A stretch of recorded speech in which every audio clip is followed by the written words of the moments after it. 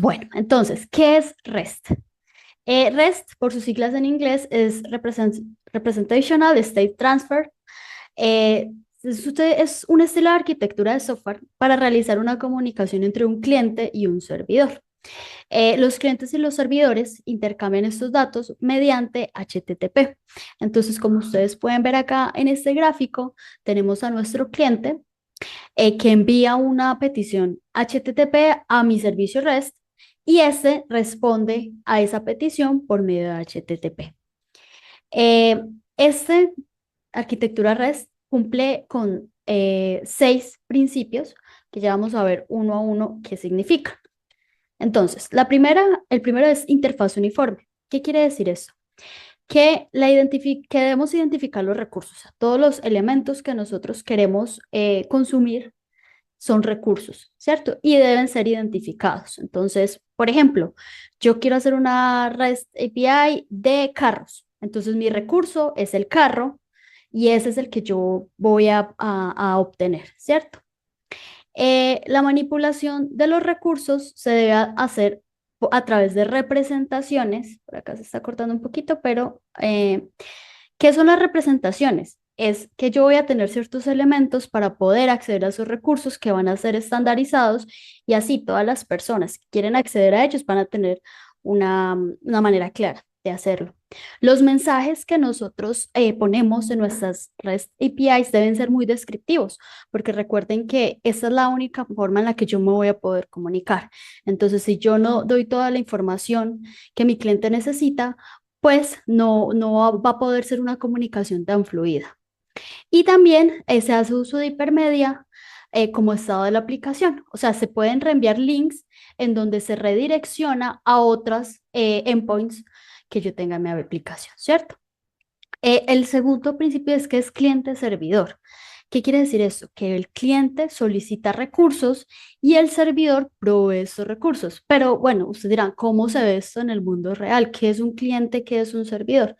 Imaginemos que tenemos una aplicación, ¿cierto? Y yo tengo todo mi front en toda la parte visual de mi aplicación con React, por ejemplo, y en mi backend yo tengo todo lo que se conecta con el servidor, con las bases de datos en Django. Entonces, ahí miren que está separado. Incluso vean que cada uno, el cliente y el servidor, tienen lenguajes, usan lenguajes diferentes. No tienen que usar el mismo lenguaje de programación y la misma tecnología porque ellos están separados uno del otro, pero tienen un medio común para establecer esa comunicación. Por eso ellos dos se pueden entender y pueden conversar entre sí. El cliente y el servidor evolucionan independientemente. Entonces, lo que les decía, yo puedo tener mi frontend en otro lenguaje, en la tecnología que yo quiera y yo puedo agregarle cosas como yo quiera y mi backend también lo puedo tener aislado y de esta forma yo puedo trabajar en ambos elementos de manera separada, ¿cierto? No hay una dependencia directa entre ellos. Sin estado. Eso es algo que se recalca mucho en los servicios REST y es que cada petición debe contener la información necesaria para ejecutar la acción. De esta manera, él no tiene que recordar qué pasó en las peticiones anteriores, ¿cierto? Eh, un ejemplo de esto es si yo, lo que hablamos ahorita de los carros, yo tengo una API de carros y yo necesito saber los carros que sean rojos. Entonces yo le digo, hey, envíeme los carros que son rojos. Y él me va a enviar los carros que son rojos, pero él no me va a enviar más información de la que yo le estoy pidiendo y tampoco va a recordar si yo después le digo, envíeme los carros azules, pero hay un carro que es rojo y azul, y él diga, por ejemplo, no le va a enviar este carro porque ya se lo envié. No, él no sabe cómo saber que ya me lo envió, ¿cierto? Entonces, por eso le envía toda la información. Son cachables, ¿eso qué quiere decir? Que cada respuesta tiene información de si esta puede ser cachada o no y por cuánto tiempo. Normalmente eso hace referencia a que ese caching se puede hacer en el sistema del cliente. Entonces, en la petición del backend yo le puedo decir, hey, esta información que le estoy enviando es una información que no cambia muy frecuentemente y por lo tanto usted puede hacer un caching por, no sé, 1 hora, 2 horas.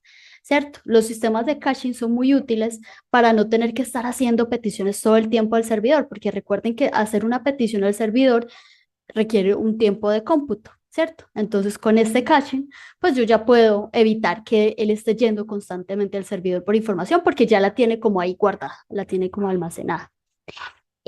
También nos habla de otro principio que es que tiene un sistema de capas. Entonces, es un sistema de capas en donde cada una es responsable solo por conocer la información relacionada con esta capa. Entonces, por ejemplo, el modelo vista controlador, esto tiene diferentes capas. Ahorita, cuando nosotros vayamos a ver la parte del código, les voy a mostrar en Django, uno maneja un sistema que se llama modelo vista template, ¿cierto?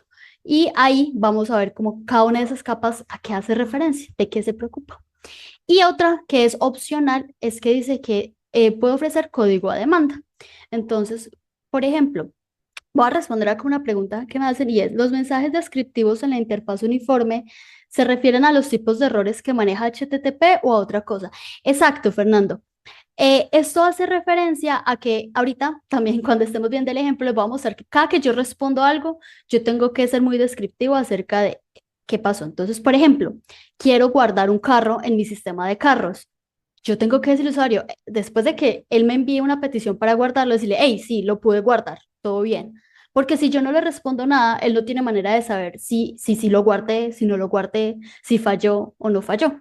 Entonces, siempre nosotros debemos responder a ese cliente qué pasó con esa petición que él nos hizo. Exacto, por acá nos dice Fernando, sería un código 200, exacto, un código 200. Y si queremos, podemos retornar también en el body un success, ¿cierto? Para decirle, todo bien, lo pude guardar sin ningún problema. Bueno, entonces volviendo acá al tema del código a demanda, esto es opcional, no es algo que sea requerido, y nos dice que el servidor puede proveer código ejecutable al cliente, por ejemplo, un script de JavaScript. ¿Por qué es opcional? Porque nosotros no siempre vamos a estar enviando códigos a los clientes, entonces es algo que se puede usar, pero no es algo que todo el tiempo uno lo implemente, ¿cierto? Bueno, vamos por acá. Entonces, lo siguiente es, listo, ya sabemos que REST es un tipo de arquitectura, pero en sí entonces, ¿qué es RESTful? Entonces, REST es el estilo de arquitectura, pero RESTful ya es como tal esa implementación de esa arquitectura, ¿cierto? Entonces, ya define el conjunto de las funciones como get, put, delete, que usamos para que estos clientes se puedan utilizar para acceder a los datos del servidor. La principal característica de una API REST es que no tiene estado, como les mencionaba ahorita. Por acá también nos pregunta Guillermo, ¿el tema del caché se hace en el cliente, en el servidor o en ambos? Depende del tipo de aplicación que tengas, pero podemos tener caché tanto en el cliente como en el servidor, ¿cierto? O en ambos. Digamos que te puedo, desde la parte del frontend, yo puedo manejar un caché. Te voy a decir desde mi parte del backend, ¿cierto? Que es como donde tengo más experiencia. Uno también puede manejar un sistema de caché, por ejemplo, como Redis. ¿Qué pasa? Recuerden que cuando yo tengo un sistema que es complejo, ¿cierto? Hacer peticiones todo el tiempo a la base de datos tiene un costo. Imagínese que usted entra a un sitio web y yo creo que a muchos les ha pasado, álceme la manito a quién le ha pasado, que ingresa a un sitio web, principalmente los que son del Estado, y quiere consultar algo. Y yo le doy consultar y eso espera y carga y carga y carga y yo estoy ahí esperando y eso se demora y no carga esa página. Y no es para esto, ¿por qué tan lento? Y después al rato vuelvo y me meto y vuelvo y pregunto y sigue otra vez, vuelve y carga y carga y carga y se demora un montón para poder acceder a todos los datos. ¿Qué pasa? Que él todo el tiempo está yendo hasta el backend, hasta la base de datos a traerme esa data. Cuando yo tengo un sistema de caché, él, por medio de una llave, dice, hey, esta data la tengo. Si la tengo ahí, la devuelvo de una y no tengo que ir a hacer todo ese proceso hasta el backend y hasta la base de datos para obtenerlo. Entonces, cuando yo tengo información que no cambia muy frecuentemente, yo lo que puedo hacer es implementar como una capa por encima de caché en donde almaceno esos datos que el usuario está accediendo muy constantemente y se los retorno. Una consideración a tener en cuenta cuando yo implemento algo de caché, y ustedes lo van a ir viendo más adelante cuando lo implementen en cualquier lenguaje de programación o cuando estén construyendo microservicios, es que hay que tener muy en cuenta cuándo sí y cuándo no usar caché. ¿Por qué? Porque si yo tengo una data que está cambiando todo el tiempo, no tiene sentido que yo tenga un caché, porque esa data no va a estar actualizada, ¿cierto? Entonces ahí es donde yo tengo que entrar a mirar mi aplicación, qué tanto, qué tan rápido cambia esa data. Otra cosa, configurar, como dice Chris, configurar el time to live en Redis. ¿Qué es el time to live? El tiempo que yo voy a almacenar esa llave en el caché. Pero como les digo, si es una data que está cambiando, por decir, cada minuto, ¿para qué voy a guardarla en caché? Si cada minuto va a tener nueva data, entonces tengo que ir por ella hasta el backend y hasta la base de datos. Entonces ahí es donde uno antes de implementar un sistema de caché, uno tiene que conocer muy bien su aplicación, entender cada cuánto cambia la data para así poder configurar todos estos parámetros y que nuestro caché sea una ayuda y no antes sea de pronto algo que nos vaya a hacer que no le entreguemos información actualizada a nuestros usuarios. Por acá nos pregunta David. ¿Podemos tener estrategias para purgar la esquina ante cambios? Sí, claro. O sea, y eso, como les digo, ya es muy relacionado con la lógica de negocio que yo tenga en mi código y en mi aplicación. No hay como una llave universal o como un conocimiento universal de, no, si es una aplicación de películas, entonces usted ya sabe que la tiene que cambiar cada hora. No. O sea, eso depende de cada aplicación. Entonces, por eso uno analiza muy bien la aplicación, cada cuánto cambian los datos, cuáles son los datos que son más accedidos, porque no tiene sentido que yo ponga un sistema de caché en una aplicación a la cual el usuario ingresa una vez cada mes.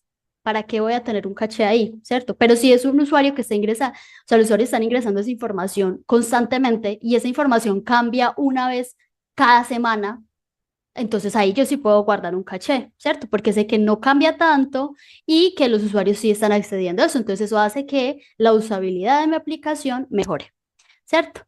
Entonces, por acá nos dice David, o traer información real time. Exacto, si yo necesito traer información en tiempo real, no va a tener un sistema de caché porque pues la información que le va a presentar el usuario no va a estar actualizada todo el tiempo, ¿cierto? Entonces, ya digamos que esa parte del caché es un tema muy específico y en solo caché nos podemos llevar toda una hora hablando, pero como les digo, lo principal es siempre antes de implementar caché, el caché no la soluciona todos los problemas de performance de una aplicación, es algo que deben tener muy en cuenta. Es una ayuda, sí, pero no es siempre la solución. Entonces, analicen bien la aplicación y ya ahí sí pueden ver si el caché es realmente lo que ustedes les necesitan.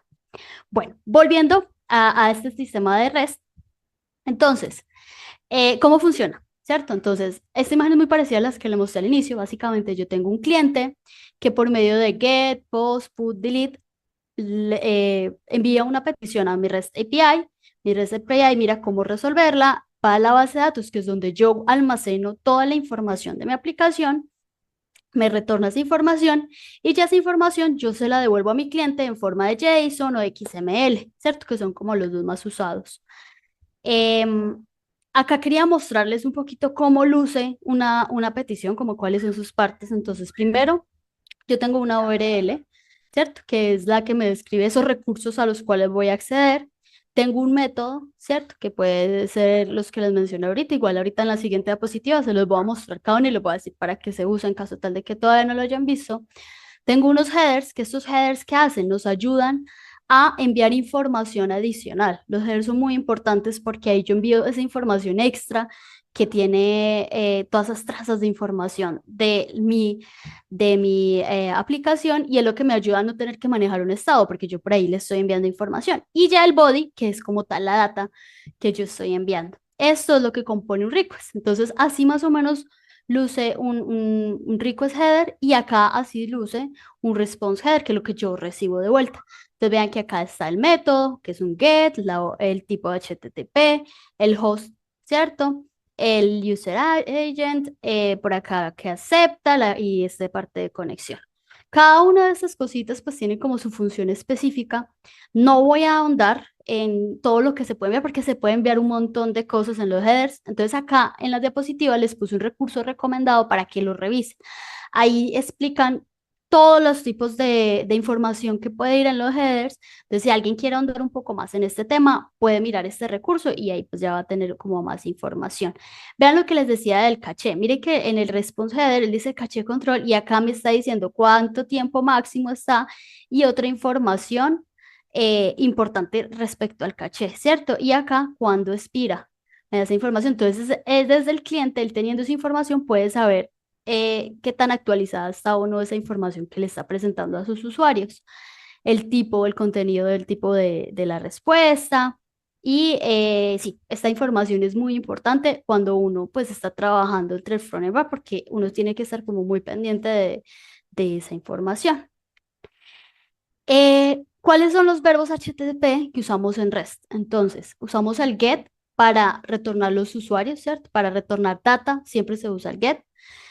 Para crear data se usa el post, en este caso, pues acá pueden ver que es para crear usuarios. Para devolver un usuario específico se usa el nombre del recurso, que en este caso sería users, y ID. Para actualizar un usuario usamos put, entonces tenemos el usuario y bueno, ahí se comieron el slash, pero es slash y el ID del usuario que yo quiero actualizar, y para borrarlo se usa usuarios ID. Me gustaría saber si ustedes ya saben qué es un CRUD. Sí, perfecto, súper. Básicamente el CRUD son estas operaciones: create, update, create, read, update y delete, ¿cierto? Esa es una pregunta muy de entrevista, ¿cierto? Siempre tengan claro qué es el CRUD. Y otra pregunta muy de entrevista, quiero saber si de pronto alguien ya se la han hecho o la sabe, es, ¿saben cuál es la diferencia entre patch y put? Sí, súper, no, están súper voladores, qué bueno. Para de pronto el que no sepa, la diferencia entre patch y put es que patch hace una actualización parcial del recurso y put hace una actualización total. Entonces, ¿qué pasa? Si yo en un put no envío todos los campos, se me van a sobreescribir y se me van a borrar, ¿cierto? Entonces, eso es algo a tener muy en cuenta. Súper bien que tengan claro esas dos preguntas, son muy importantes y en muchas entrevistas técnicas las suelen hacer. Entonces, qué bueno que las tengan presentes. Bueno, vamos a ver entonces las ventajas y las desventajas. Ay, no sé, se me fue una diapositiva más. Por acá nos pregunta Federico, la correspondencia entre put y post para la creación depende del tipo de ID, ¿no? Mira que, digamos, tú puedes usar un put para crear un recurso, pero como que yo cuando veo un put no estoy esperando que lo cree, sino que sea algo para actualizar, ¿cierto? Porque ya hay como ciertos estándares. Yo cuando veo un post siempre estoy esperando que sea algo para crear el recurso, ¿cierto? Entonces te recomendaría, cuando vas a crear algo, siempre usa post, y cuando vas a actualizar algo, siempre usa put o patch, si no vas a actualizar pues como todo el recurso. Incluso yo he visto aplicaciones en donde envían en el get, envían parámetros. Normalmente en un get uno no envía parámetros, pero he visto que se envían en el get, envían body params, se envían muchas cosas, porque no hay como una restricción clara de eso, pero sí hay como buenas prácticas que es importante seguir. Algo que les recomiendo mucho es mirar tema de buenas prácticas para nombrar URLs. Si de pronto, no sé si ya lo han revisado, si no, ya lo recomiendo que lo miren, porque uno muchas veces ve unas URLs que no son tan entendibles y que uno dice, esa URL no está rara. Y es porque la gente no mira como cuáles son las buenas prácticas que se recomiendan al momento de tener URLs, ¿cierto? Por ejemplo, siempre tratar de usar en plural los recursos, o sea, no duplicar el nombramiento de las métodos. Entonces, por ejemplo, si algo es para obtener usuarios y yo lo estoy enviando ya con un get, no hay necesidad de ponerle en la URL get users, sino users, y ya yo sé que si le tiro un get es porque voy a obtener los usuarios, ¿cierto? Pero así hay muchos otros, pero entonces ahí les recomiendo eso en Google, y ahora con tantas herramientas, ChatGPT, Gemini, no es sino escribir buenas prácticas de URLs y eso se los va a dar. Y es muy bueno que tengan conocimiento acerca de eso. Bueno, entonces, ahora vamos a ver cuáles son las ventajas y las desventajas de estas REST API. Entonces, las ventajas: independencia de tecnologías y lenguajes. Cada día, y más ahora después de pandemia, se ha visto mucho el incremento en necesitar personas que sean full stack, ¿cierto? Entonces, que alguien me pueda hacer código en el backend, en el frontend, y muchas veces hay personas que tienen experiencia en el backend con un lenguaje, en el frontend con otro lenguaje, o que hay otro equipo totalmente diferente trabajando en el frontend y el backend. Entonces, al manejar un servicio REST, yo no me tengo que preocupar de que qué hace el backend o qué hace el frontend. Cada uno es independiente, cada uno puede usar su lenguaje que más le guste, que más se adapte a sus necesidades, Y desde que ellos se puedan comunicar por medio del REST, ya, no hay problema, ¿cierto? Entonces, por eso es muy importante ese tema de tener esa independencia entre las tecnologías. El siguiente es la escalabilidad. Eh, Cuando yo tengo varios servicios y por medio de REST, como son como cajitas, como mirábamos en la primera diapositiva, son cajitas, cada uno es así. Entonces yo cuando tengo tantas cajitas que están empaquetadas, yo puedo generar nuevas cajitas y nuevas funcionalidades en mi aplicación fácilmente, ¿cierto? Entonces, por eso es que puedo decir que eso ayuda a que sean mucho más escalables, porque no es como que tengo esto como una caja negra y que no puedo tocar, no, son cajas pequeñas, controladas cada una, en donde las puedo escalar más fácilmente. Y la flexibilidad, ¿cierto? Recuerden que en eso puedo pasar de tener mi API REST montada en Python a decir ya no la quiero en Python, ya la quiero en .NET, ya la quiero en Java. El cliente, para el cliente eso es, no es algo que ellos necesiten saber. ¿Por qué? Porque como ellos solo se comunican es por medio de HTTP y de las respuestas de JSON, a ellos no le importa el backend en que esté construido. Entonces, yo tengo mucha flexibilidad. Transparente. Muy bien, Marcia. Esa era la palabra que estaba buscando. Sí, es transparente en qué esté mi backend, si lo cambio o no lo cambio, si hago o no hago, porque ya sé que ya tengo la misma forma de yo comunicarme con esa persona. Es como, por ejemplo, digamos que alguien tiene un celular Android y alguien tiene un celular de Apple, ¿cierto? Para mí, si yo lo llamo, para mí es transparente qué celular tenga, qué marca tenga, porque yo lo estoy llamando al número telefónico. Lo mismo sucede con eso. Desde que yo tenga la forma de comunicarme, para mí es transparente qué tecnologías o qué cosas usen. Bueno, por acá había una pregunta. No. Listo. ¿Qué desventajas tiene? ¿Cierto? Porque como todo siempre hay algo que no es tan bueno. Lo primero es que se incrementa un poquito la complejidad al momento de diseñar al principio, ¿cierto? Porque yo tengo que tener varias consideraciones, porque como no conservo estado, yo tengo que tener en cuenta varias cosas al momento de yo hacer el diseño de la aplicación antes de empezar a implementarla, ¿cierto? También tengo que tener unas consideraciones adicionales de seguridad. Por ejemplo, si yo tengo una aplicación en donde estoy manejando usuarios, y necesito enviar información importante a mis usuarios. Como yo no tengo el estado, ¿cierto? Yo no sé si le puedo compartir una información a esa persona porque yo no sé qué pasó desde antes. Ahí es donde se usan otras técnicas, como por ejemplo enviar tokens de acceso, ¿cierto? Entonces, mi cliente ya tiene un token registrado en mi aplicación, entonces me envía ese token y digo, ah, listo, este token quiere decir que esta respuesta es de alguien que ya tiene permisos y le voy a devolver esa información porque sé que esa persona tiene permiso para acceder a mi información. Acá es donde ya se usa otras técnicas, por ejemplo, como OAuth, ¿cierto? Se lo voy a escribir acá en el chat para que les voy a dar muchos términos que se usan. No espero que sean expertos en todo, pero sí es bueno que si tienen un tiempo libre, el jueves, por ejemplo, que no tiene clase, traten de revisarlos para que tengan una idea al menos de qué es, ¿cierto? OAuth es un protocolo que se usa para hacer comunicación de autenticación, autorización entre servidores, ¿cierto? Entonces, revisen de qué es, de qué tratas, ¿cierto? Y otro tema importante es el manejo de errores, que era uno de los puntos que mencionaba al principio. Y es que yo tengo que tener muy buen manejo de errores porque o si no, pues imagínense que yo tengo una aplicación que guarda información de usuarios que hacen compras en un banco, por ejemplo, y resulta que tuve un error al guardar dinero y yo no le dije al usuario que tuve el error. Entonces, cuando el usuario va a mirar su aplicación y ve que no tiene ese dinero, va a decir como, ay, ¿qué pasó? El banco me robó y porque no supe qué pasó.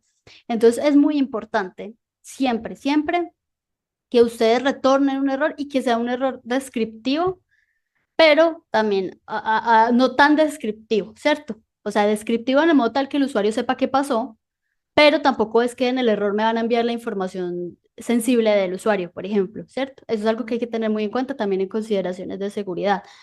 Es decir, falló, intenté nuevamente más tarde, no sé, y que el sistema se recupere y no guarde esa transacción. Entonces, digamos que son consideraciones a tener en cuenta. Bueno, por acá nos dice, Fernando, en GitHub he mencionado que se menciona, he visto que se menciona, exacto, esto es un protocolo muy usado y para hacer ese tema de autenticación y de autorización entre servidores. Por acá nos dice Chris, algo salió mal. Sí, no hay peor que cuando uno le sale algo salió mal y uno, ¿qué salió mal? Y no le dicen a uno qué fue lo que salió mal. Por eso es muy importante que uno trate de decirle a sus usuarios qué falló, no simplemente dar un mensaje genérico y ya, porque así el usuario también va a decir como, bueno, pasó. Obviamente yo no le voy a mostrar al usuario cómo falló en este punto de la clase tal, no porque el usuario no va a saber qué es eso, pero por lo menos algo que esté relacionado con por qué pudo haber fallado su transacción, una mala conexión a Internet, algún otro tipo de problemas que pueda ser como más claro para mis usuarios. Y también pues cuando uno está haciendo debugging de esos errores, si yo no tengo claro qué pasó, imagínese yo tener que ir a escribirle al señor del backend, venga, este error genérico, error, ¿qué significa error? O sea, va a ser un tiempo que va a desperdiciar en mi equipo teniendo que ir a preguntarle a una persona qué significa error en su aplicación. Mientras que si la aplicación me dice error porque esto y esto, entonces ya yo evito tener que estar preguntándole a la otra persona por qué falló, ¿cierto? Por acá nos dice Florencia, el usuario se queda pensando si fue culpa de él, culpa de la empresa o culpa de la página. Exacto, o sea, uno ahí no sabe qué pasó. Entonces, por eso es muy importante tener un muy buen manejo de errores, ¿cierto? Que los mensajes sean muy descriptivos y que tratemos de, o sea, es imposible uno capturar todas las excepciones y no es una buena práctica que yo ponga como una excepción genérica que las capture todas, ¿cierto? Ahorita les puedo mostrar en Python cómo lo hace uno y imagino que todos los otros lenguajes tienen algo muy parecido. Pero siempre es una muy buena práctica recomendada que yo diga, si esto falló por este error, retorno este mensaje. Si falló por este otro error, retorno este otro mensaje. No enviar algo genérico y ya, porque pues así va a ser más difícil identificar qué pasó, en qué punto exacto la aplicación se rompió. Por acá, ¿algún estándar para estructurarlos, tipo problem JSON? Te voy a mostrar ahorita en la aplicación que hagamos cómo lo estructuro yo, ¿cierto? Cómo lo tenemos en la aplicación, con el mensaje, con el código, que los códigos HTTP son muy importantes, también revisen. Por acá les voy a escribir códigos, ay, códigos HTTP, ¿cierto? Y eso ahí nos ayuda a que sea mucho más fácil encontrar el punto exacto del fallo. Por acá nos dice Nicolás, try catch, exacto. Con un try catch yo puedo validar por qué falló en el catch, ¿cierto? Ajá, ¿en qué framework vamos a usar Django REST Framework? Igual en el repositorio que ustedes tienen acá está el mismo ejemplo con Django REST Framework y si no estoy mal, acá que es este repositorio. Entonces, ¿cómo está formado? Este es un material que yo ya había usado para otro bootcamp de backend con Python. Entonces, acá está cómo hacer una ORM con Flask. Para los que quieran, les gusta mirar código, ahí está cómo usar Flask, cómo hacer una REST API con Django REST Framework y con Django, ¿cierto? Estos dos son en la misma aplicación usando los dos. ¿Qué es Django? ¿Qué es Django REST Framework? Para los que no conocen, les voy a compartir por acá el link al que vamos a usar, pero lo vamos a hacer paso a paso para que ustedes vean cómo se estructura el código, porque quiero que me entiendan. Tengo la copia acá al lado, entonces si ven que estoy mirando acá es porque estoy mirando la copia, pero si no entienden alguna parte me dicen. Entonces, ¿qué es Django? Django es un framework para hacer desarrollo web con Python. Python es el lenguaje de programación, ¿cierto? ¿Qué otros frameworks tenemos en Python? Tenemos Flask, tenemos pues, Django y Fast API, hay otro que se llama Tornado, creo que hay otro que se llama Starlet, hay varios. ¿Cuáles son los más usados? Flask, Django y Fast API que ahora está súper en boom. Por eso les preguntaba en el Telegram con cuál de esos querían que hiciera la demo. Les dijeron que Django, súper bien. Django se usa más que todo cuando yo tengo aplicaciones monolitos, pero yo también puedo hacer microservicios con, eh, con, es- con Django, ¿cierto? ¿Y qué es Django REST Framework? Django REST Framework es una librería que yo instalo por encima de Django para hacer APIs REST, ¿cierto? Es una librería y que me genera un montón de abstracciones y me prueba un montón de clases que yo puedo usar muy fácilmente para generar esas API REST, ¿cierto? Por acá me preguntan ventajas de Django sobre Fast API. Sí, mira, depende para qué lo vayas a usar. Entonces, Django lo uso cuando yo tengo que hacer una aplicación más robusta, ¿cierto? Porque Django ya tiene mucha integración con otros servicios, con librerías. Entonces, si yo tengo que hacer una aplicación que yo sé que va a ser robusta desde el principio, Django es una muy buena opción, porque ahorita ustedes van a ver que con 2 líneas de código ya me genera todo el esqueleto y ya fácilmente puedo empezar a hacer código. Pero, ¿qué pasa? Ahora todo el mundo quiere hacer como pruebas de concepto, aplicaciones pequeñas para ver si funciona o no funciona y salir rápido. En esos casos, cuando yo quiero hacer una aplicación pequeña, con poco código y que de una yo la pueda poner en producción, la recomendación sería irme por algo como Fast API o como Flask, ¿cierto? Porque no son tan robustas y me ayuda a generar código que yo puedo poner en producción rápidamente. Donde he visto que lo usan ahora mucho en temas, por ejemplo, de ahora, de Machine Learning, en donde tienen modelos que quieren exponer en APIs. Entonces lo que hacen es que esos modelos los exponen por medio de una aplicación en Fast API, porque es muy rápido, o sea, tú con pocas líneas de código lo puedes hacer. Les voy a poner por acá, por si no lo sabían, Fast API fue creado por un colombiano, Tiangolo, y acá, para los que de pronto estén en Colombia y se animen, él va a estar como keynote en la PyCon Colombia, que va a ser ahorita en junio en Medellín. Por si alguno se anima a venir acá a Colombia a participar, pues ahí lo pueden conocer. Acá pueden ver la documentación si a alguno le interesa conocer más sobre esto. Esto tiene un tutorial que está por acá, un ejemplo en donde te explican paso a paso cómo generar en el ejemplo. Entonces lo pueden seguir y ahí pueden aprender un poco más de Fast API. Virtual, no, creo que esta solo va a ser presencial. Virtual no.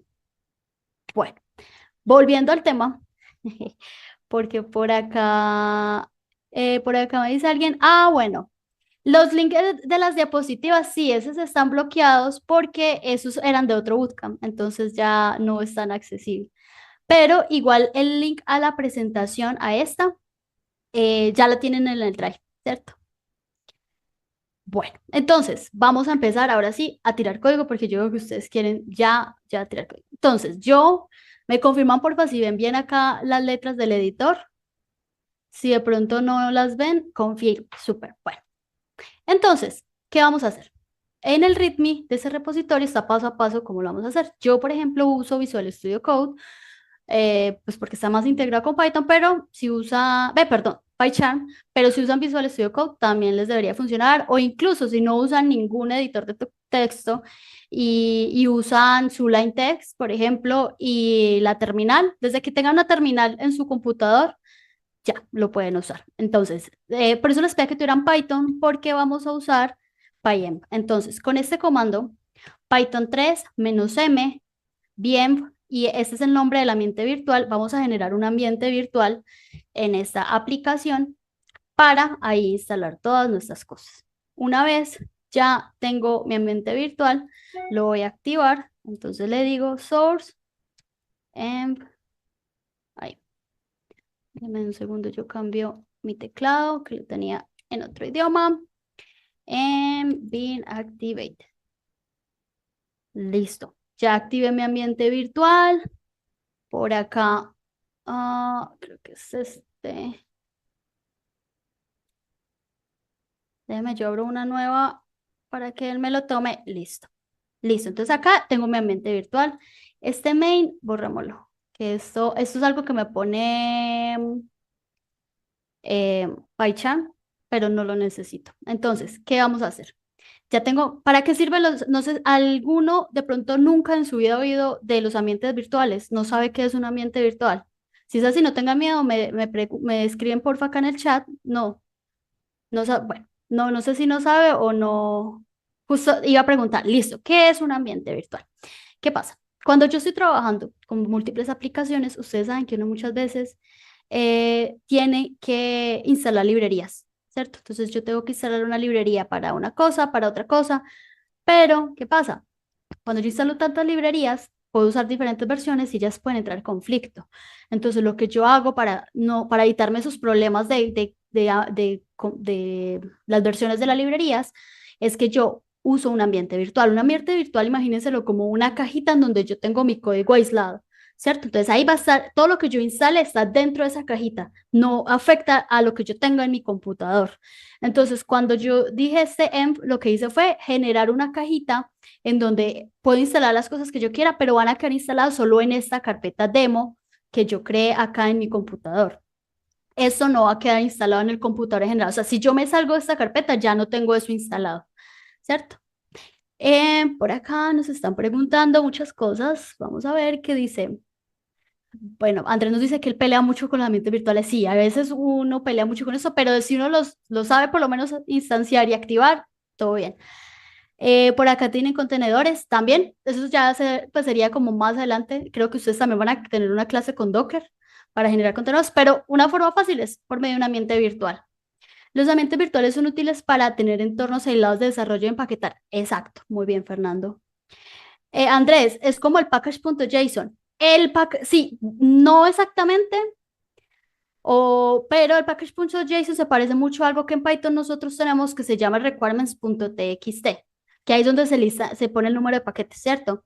Creo que en JavaScript ustedes también tienen otra opción para generar ambientes virtuales, pero no recuerdo cómo es. Pero sí, eso es algo que se usa en todos los lenguajes de programación, si no estoy mal. Es como un contenedor, sí, podríamos verlo como un contenedor. Viene siendo como los módulos de Node del JavaScript, exacto. Node Modules, exacto, sería algo así. ¿Me pueden seguir en GitHub? Sí, me pueden seguir en GitHub. ¿Cómo se crea? Se crea con este comando, para los que no lo vieron de pronto, en el repositorio se crea así, Python 3, -m, bien, m. Yo pongo Python 3 para que me tome la versión de Python 3.11, pero si ustedes tienen Python instalado normalito, con solo Python, les debería funcionar.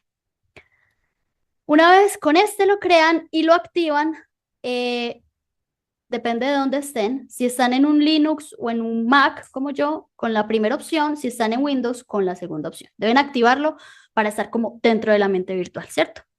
Bueno, una vez tenemos nuestro ambiente virtual ahí ya activado, vamos a empezar a instalar cosas.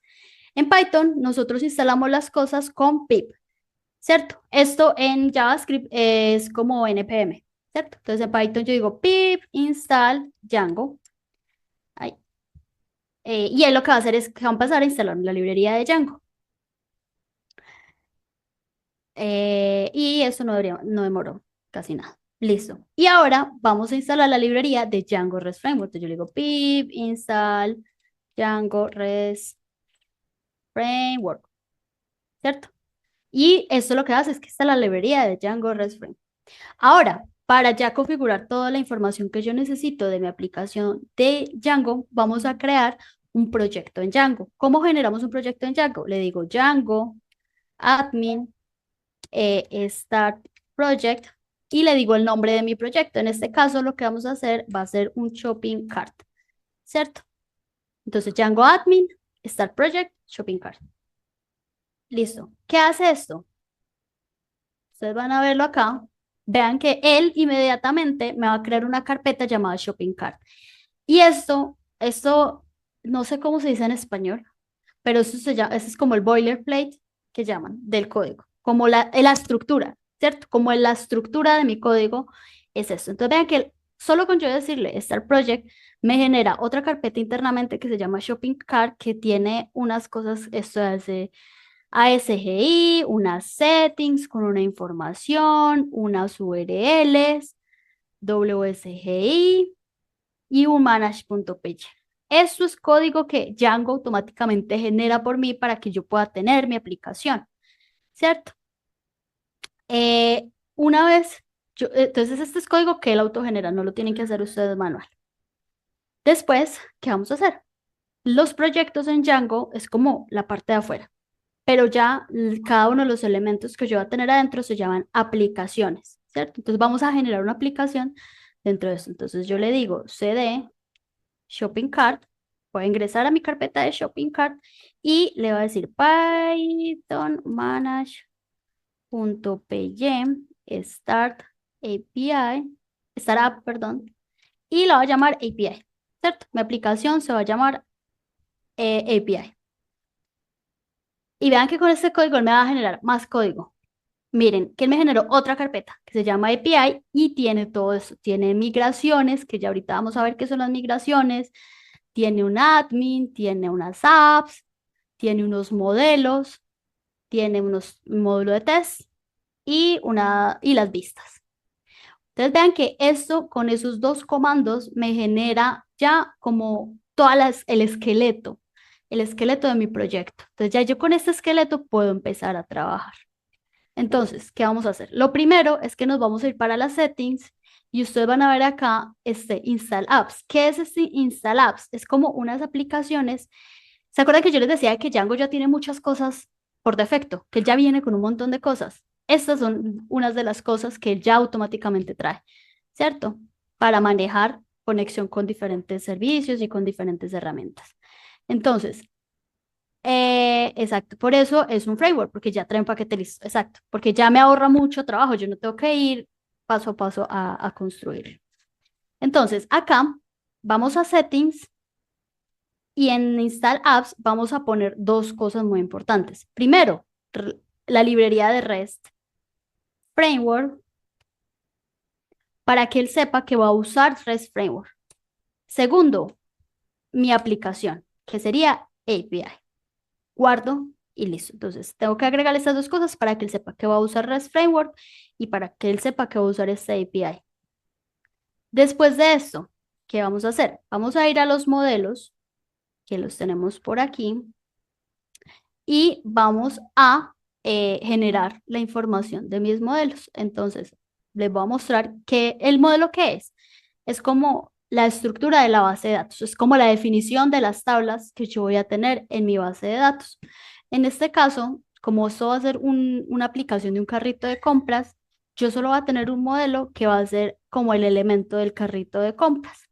Entonces yo acá defino una clase que se llame cart item, que esto va a heredar de models.model, ¿cierto? En Python la herencia se usa así, models. Crea por defecto un modelo vista controlador, no, exacto, sino que en Django se llama modelo vista template, ¿cierto? Pero él automáticamente crea el modelo, acá pueden ver las vistas y el template, si tuviéramos una interfaz gráfica, ahí lo podemos agregar. En este caso, como estamos con Django REST Framework, no vamos a tener una interfaz gráfica como tal, pero con Postman podemos pegarle ese import. Bueno, entonces, acá estamos definiendo nuestro... Dame un segundo, yo muevo esto acá que me está estorbando. Listo, entonces, ¿qué vamos a tener en nuestro carrito? ¿Cierto? Esa va a ser como la definición de mi base de datos. Entonces, yo voy a poner el producto, product name. ¿Y qué va a ser mi product name? Model va a ser un campo de tipo carácter, un char field. Vamos a ponerle que el máximo tamaño va a ser de 200 caracteres. Vamos a tener un product price, que va a ser el precio de mi producto. Esto va a ser de tipo flotante, float field. Vamos a tener la cantidad de productos, product quantity. Y esto vamos a decir que va a ser un entero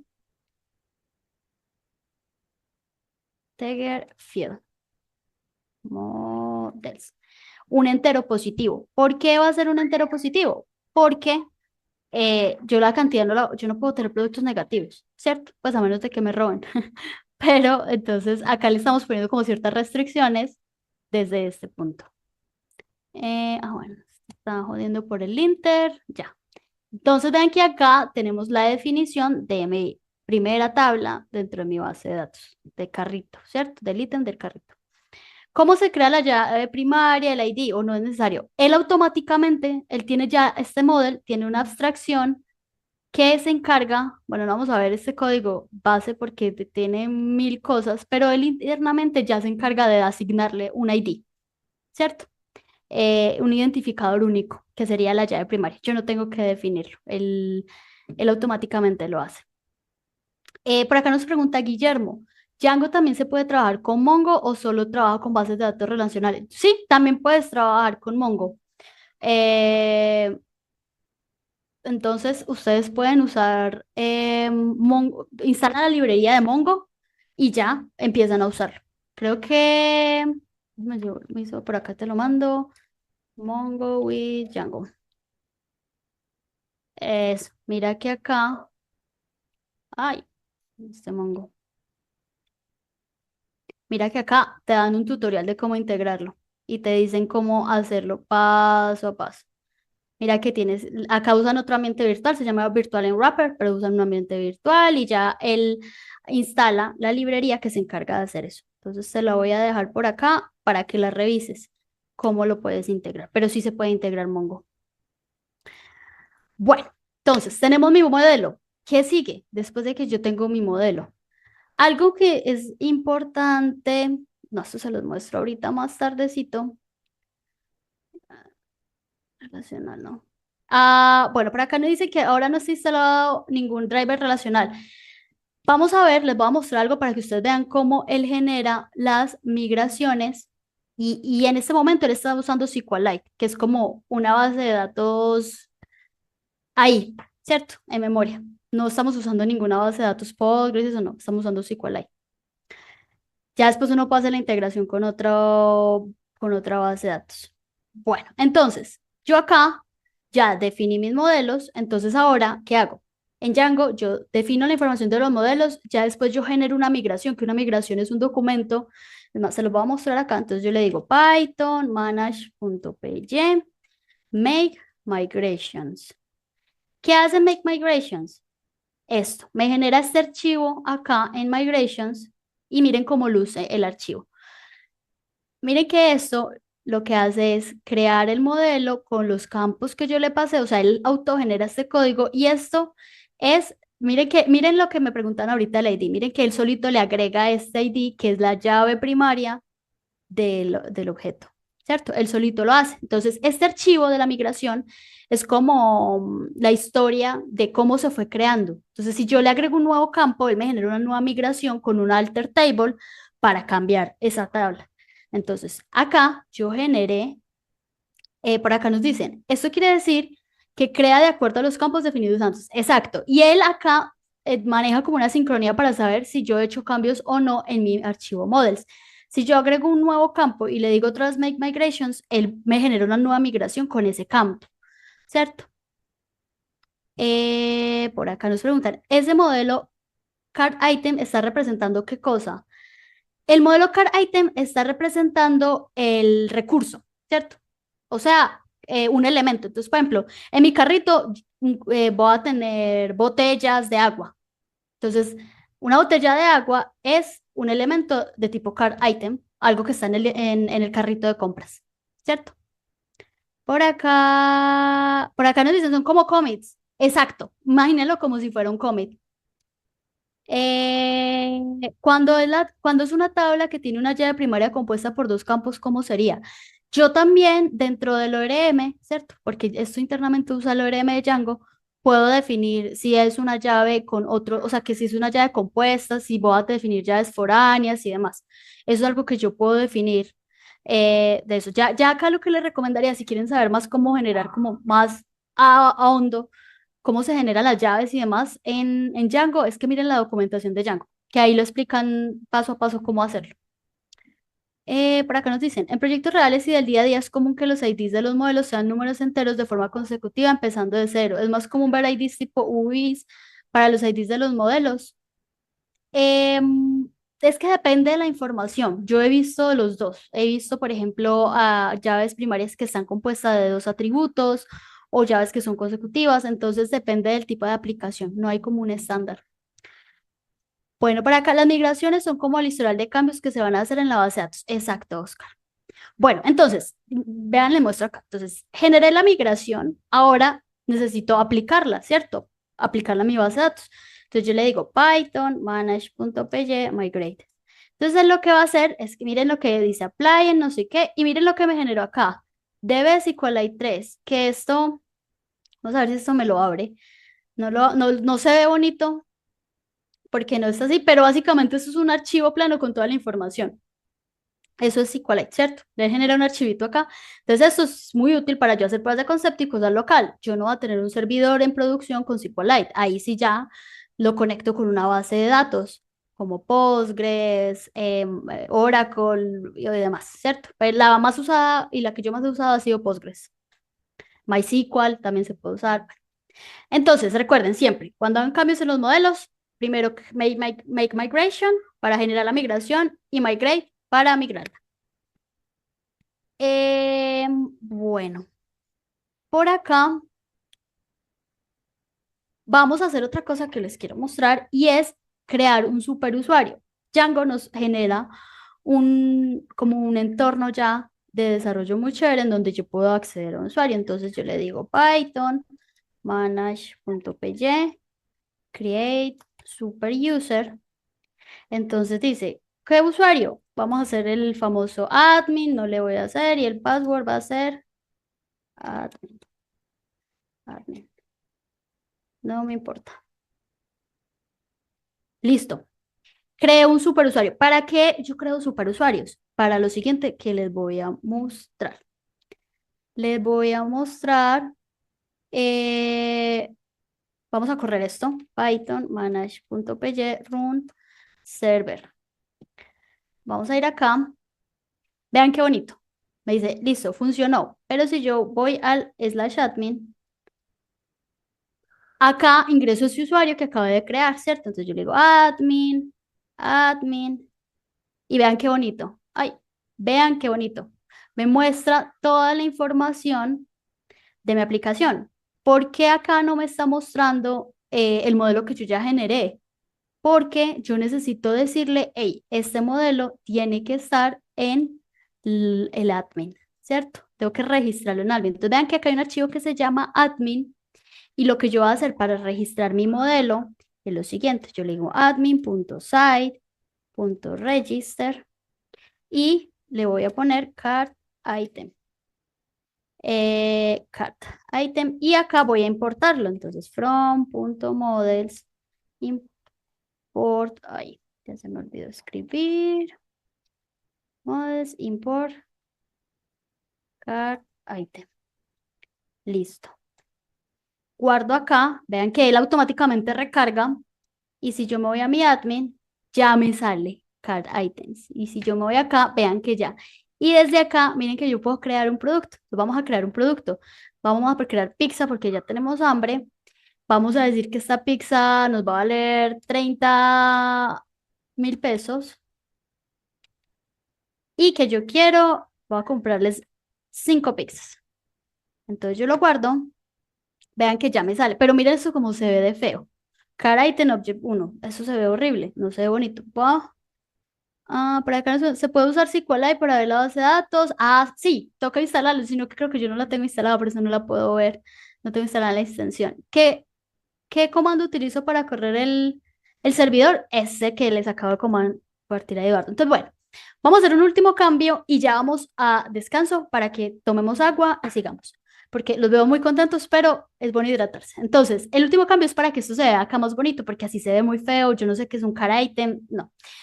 ¿Cómo lo configuro? Vamos a Models y le voy a decir, bueno, él lo que está haciendo ahí es que está haciendo una representación en string de algo que en Django es un objeto. Entonces, para que esa representación sea más parecido a lo que yo espero que él sea, yo debo definir un método de string, ¿cierto? Para los que ya tengan experiencia con Python, esto es conocido también como Donder Methods. Para los que no, pues estamos aprendiendo. Entonces, simplemente sobreescribo el método de string y digo, vamos a retornar lo siguiente, un fstring ay, con la siguiente información, ¿cierto? Vamos a decir self.productName, o sea, la información del producto, y yo quiero que muestre el precio. Self.productPrice. Acá. Y listo, guardamos esto, vean que recargó, y si yo recargo acá, vean qué bonito, ahora sí es entendible, porque es que antes vea que es un carácter, mientras que ya yo sé que esta es una pizza que vale 30.000, y acá tengo mi pizza y tengo mi número. ¿cierto? Entonces vean que es mucho más entendible. Por acá nos dicen, es similar al toString de Java, exacto. O sea, vean que algo que es muy importante es que desde que uno tenga la lógica de programación, pasar de un lenguaje a otro es tema de sintaxis. Si uno entiende la sintaxis de ese lenguaje, uno lo puede aprender más rápidamente, ¿cierto? Teniendo ya esa lógica, que es lo más importante. Bueno, acá, entonces vean que ya tenemos la primera parte de mi aplicación con mis card items. Por acá nos dice, para después de entrar a la UI de admin, ¿cómo hizo para agregar el módulo de API? Eso, sí, lo tienes que agregar en el archivo admin.py, tienes que registrar el modelo ahí para que salga ya. Entonces acá vas a admin y acá lo registras de esta manera. Listo. Entonces, ¿en qué íbamos? Íbamos en que teníamos acá nuestra aplicación de admin, pero lo que queremos construir es una REST API, ¿cierto? Entonces, ¿cómo lo vamos a hacer? Lo primero que tenemos que hacer es generar nuestros endpoints, ¿cierto? ¿Cómo vamos a generar nuestros endpoints? Acá dentro de la carpeta API vamos a crear un nuevo archivo que se llame urls.py. ¿Y qué información vamos a agregar en este archivo? Vamos a agregar la siguiente información. urls import path. Y from.views, ahorita vamos a definir las vistas. Import card item views. Ahorita les voy a mostrar qué es esto, pero primero quiero mostrarles cómo lo usan las URLs, ¿cierto? Cómo defino yo las URLs. Entonces yo le digo URL patterns igual y le paso una lista. ¿Qué va a tener esa lista? Las URLs a mi aplicación. Voy a copiarlas de acá porque es muy largo y me da pereza, pero básicamente es, yo le estoy diciendo, tengo un card items que va a usar esta vista y tengo un card items que recibe un ID y va a usar esta misma vista, ¿cierto? Vean que son dos paths diferentes para acceder a mi card items. Esto ahora no tiene mucho sentido, pero ya les voy a mostrar cómo se usa, ¿cierto? Para que puedan verlo más en práctica. Bueno, entonces, aparte de mis URLs, acá en el URLs también tengo que agregar mi API, ¿cierto? ¿Y cómo la agrego? Así. Acá vamos a agregar un nuevo path que va a ser mi API, ¿cierto? Para que yo pueda accederla. Y esto lo que va a hacer es llamarme include API.urls. Entonces, ¿qué estoy haciendo acá? Que ustedes ven tan raro. Path y include.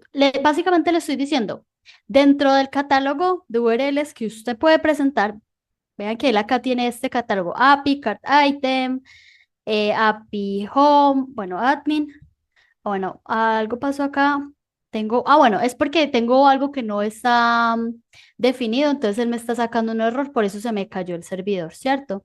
Pero ya lo vamos a definir. Entonces, básicamente le estoy diciendo, dentro del catálogo de endpoints que usted tiene, agrégueme los endpoints que yo acabé de poner en el API URLs, ¿cierto? En este archivo, estas dos, agréguelas a la aplicación. Entonces, por eso tenemos dos archivos de URLs. Uno que es como el externo, donde está el admin y donde puedo acceder ahorita a APIs, y otro que es el interno, que ya son estas específicas.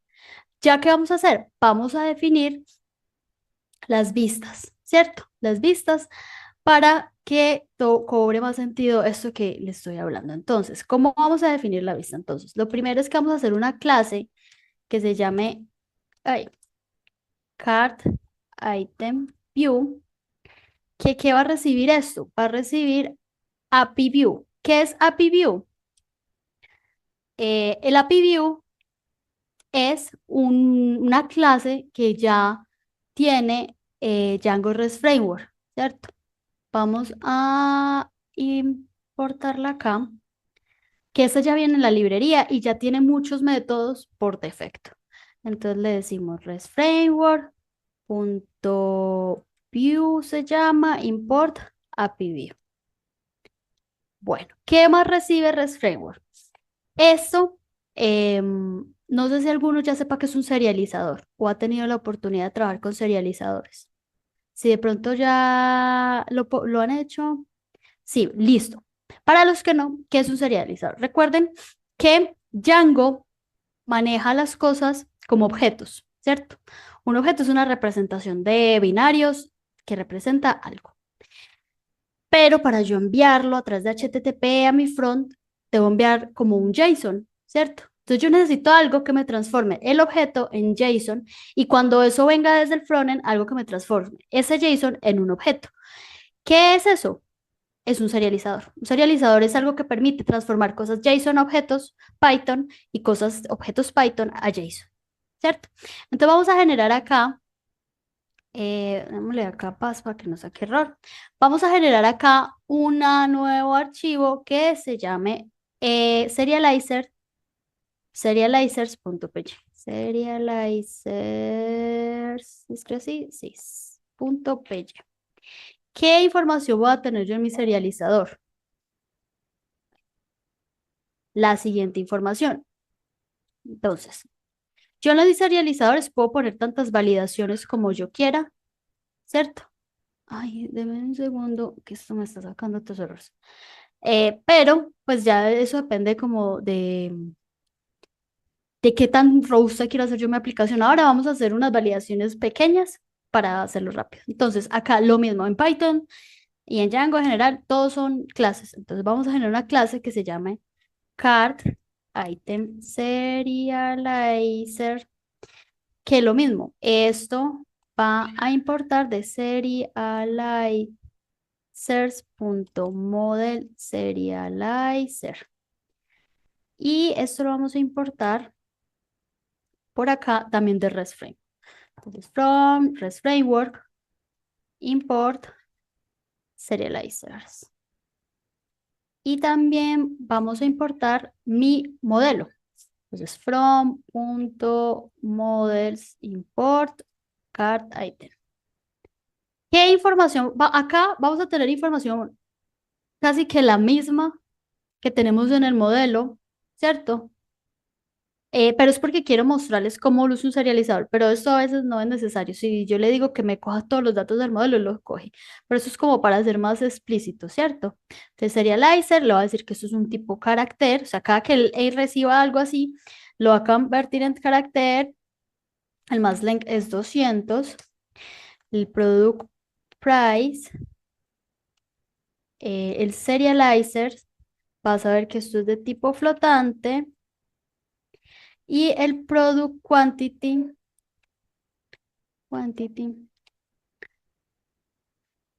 vas a ver que esto es de tipo integer y le voy a decir, eso no es requerido y por defecto va a tener un valor de 1. O sea, cada que yo genere un cart item, él siempre va a tener un valor de 1 mínimo, ¿cierto?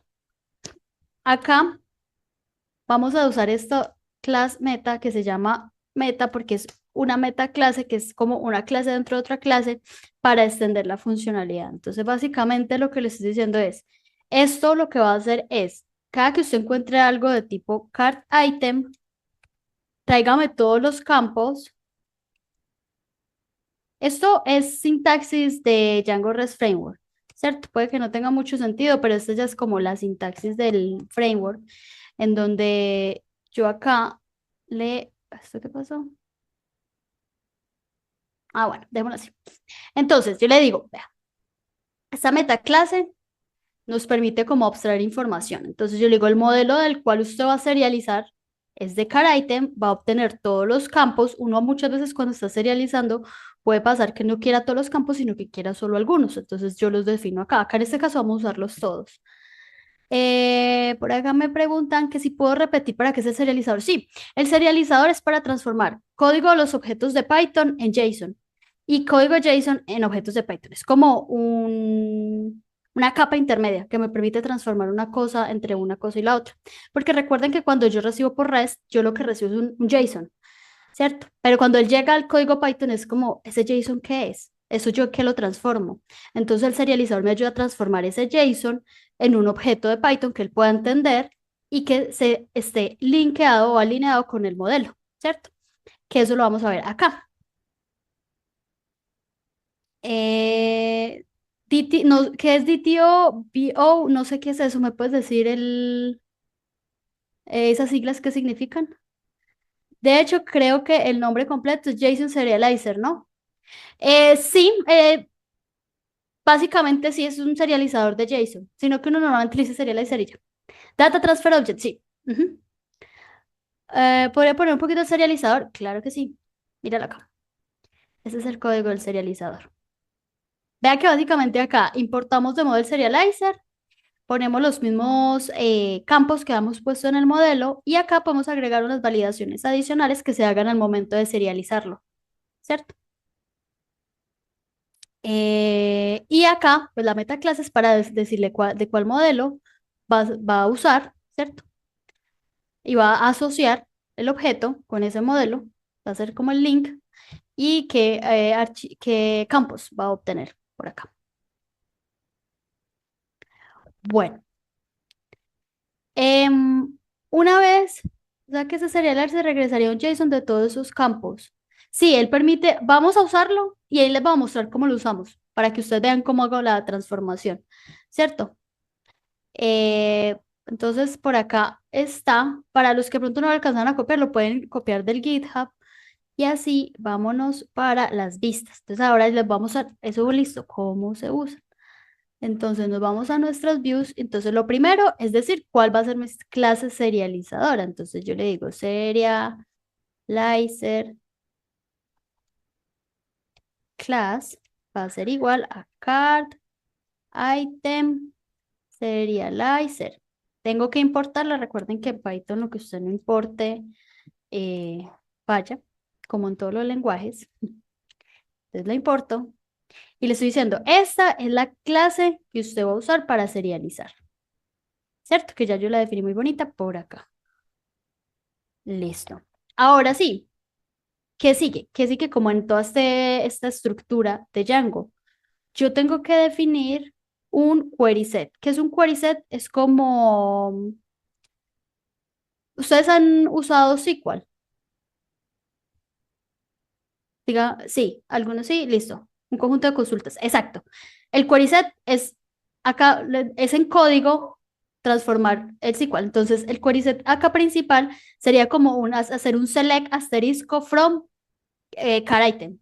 Haga de cuenta que es esa misma query, pero en código. Entonces, vamos a decir get query set. Esto es necesario ponerlo dentro de la definición de Django REST Framework para que él sepa de dónde obtiene todos los datos. Entonces, return card item punto objects punto all.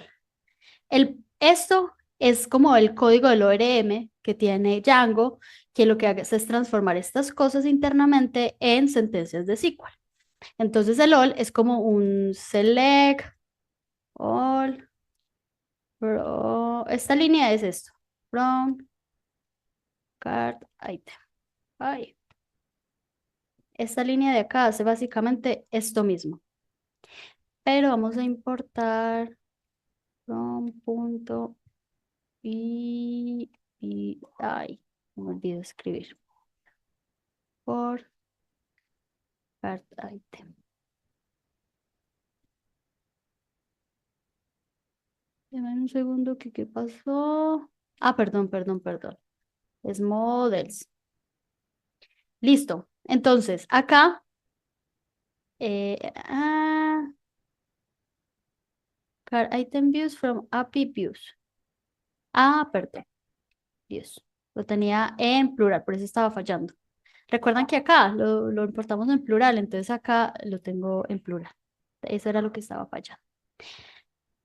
Listo. Entonces, hay que definir el query set, que es como seleccione todos los elementos de ahí. Ahora vamos a definir cómo es primero hagamos un post y después hacemos un get, ¿cierto? Entonces, ¿cómo se define un post? Django REST Framework, vea que es muy intuitivo. Yo digo get, def, post, que es el método, self, que es como la referencia a él mismo, request, que es lo que yo recibo, llamo a mi serializer, y este serializer, ¿qué es?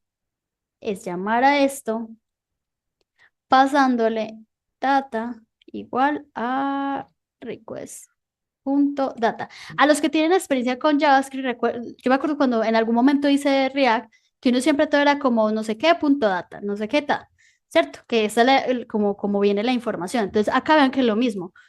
Mi request viene como toda esa información. Si yo hago punto data, obtengo esa información exacta, se la paso al serializador y ya la tengo acá serializada.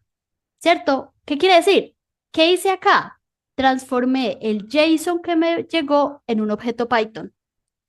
Y una vez yo ya tenga ese objeto Python, yo ya puedo utilizar validaciones que trae internamente el serializador. Entonces yo digo serializer.isValid. ¿Qué hace este isValid? Me valida toda esta información que yo puse acá, de que sea un flotante, de que sea un carácter, de que esto sea requerido, que esto no sea requerido y que por defecto le ponga uno. Todas estas validaciones él las hace acá. Entonces él dice, ¿cumple con todo eso? Sí. Si cumplió con todas esas condiciones que yo quiero, entonces yo guardo esa instancia, damos save. Y recuerden que les decía yo al principio, es muy importante que ustedes siempre respondan si algo se hizo bien o si falló. Ok, entonces acá voy a retornar un response, que este response lo vamos a importar también de REST Framework, por acá, va, de REST Framework, response, import, response. Vean que eso es lo bueno de usar un framework, que ya él tiene muchas funciones ahí por defecto. Entonces, ¿qué vamos a retornar acá? Vamos a retornar lo siguiente. Vamos a retornar un diccionario, ¿cierto? Que esto se transformaría en un JSON con un estatus que en nuestro caso todo salió bien. Entonces va a ser de success y vamos a enviar la data, ¿cierto? Que sería serializer.data. Listo. Y algo muy importante, el status code, ¿cierto? Déjenme, yo le pego esto acá porque es que esto se ve feito así. Y el status va a ser igual a status punto. Este status lo vamos a importar acá también de Django REST Framework. Que Django REST Framework es una belleza, todo lo tiene. HTTP, vean que puedo usar cualquiera de esos HTTP. En mi caso voy a retornar un 200, ok. Pero puedo retornar un 201 que si no estoy mal es create. Pero pues acá como para hacerlo eh, um, más simple, voy a retornar bueno, acá este se cierra acá, perdón. Y este se cierra acá. Espere que, déjeme un segundo, yo lo acomodo para que se vea más bonito. Entonces, el response que está compuesto por el mensaje más el status code. Ajá, ahí sí, sí se ve más bonito. 200. Fernando, 200, me dice 200, no sé, no entiendo tu pregunta. El HTTP 200 significa ok, o sea, que guarde bien. Entonces, ajá, sí. O si ustedes quieren también lo pueden devolver un 201 created. Creo que el created, yo lo tenía con un 200, pero el created es más apropiado en este caso, ¿cierto? Bueno, pero entonces, ¿qué pasa si mi serializador falló? Entonces yo le tengo que poner un else en donde debo retornar un error, ¿cierto? ¿Qué voy a retornar entonces? Voy a retornar lo siguiente. Status, error, ¿cierto? Error. ¿Y qué error? Y también voy a retornar una data. Miren qué bonito que acá el serializador, él me retorna un mensaje de error. El serializer.errors me retorna todos los errores. Ahorita lo ensayamos.